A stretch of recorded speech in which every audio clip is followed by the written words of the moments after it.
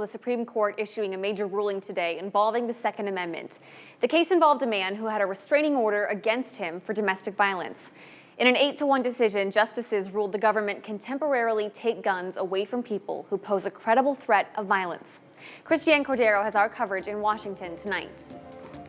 Today, the Supreme Court overwhelmingly decided the Constitution allows the government to disarm anyone who poses a credible threat to the physical safety of another, in this case from a man with a restraining order against him for domestic violence. The man argued he could not be disarmed because only gun laws rooted in the nation's founding history and tradition can comply with the Second Amendment. The court rejected that argument in an 8-1 ruling. I think that's what's coming through here, the idea of trying to keep citizens of all walks of life safe in the United States. Chief Justice John Roberts wrote the majority opinion, saying in part, quote, "We conclude only this. An individual found by a court to pose a credible threat to the physical safety of another may be temporarily disarmed consistent with the Second Amendment."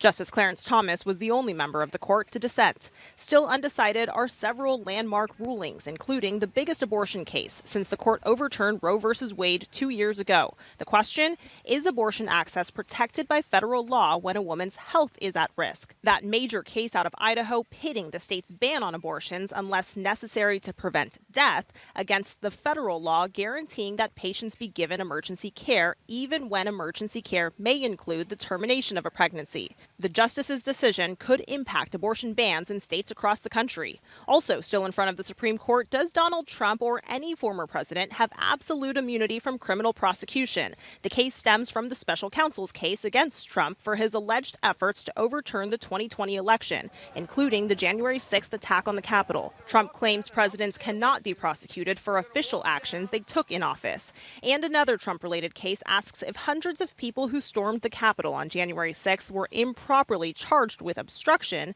because the law prosecutors used was written for business and financial crimes. The court has 12 cases left to decide, including the ones we just mentioned. The next batch of decisions is scheduled to be released on Wednesday. Christiane Cordero, ABC News at the Supreme Court.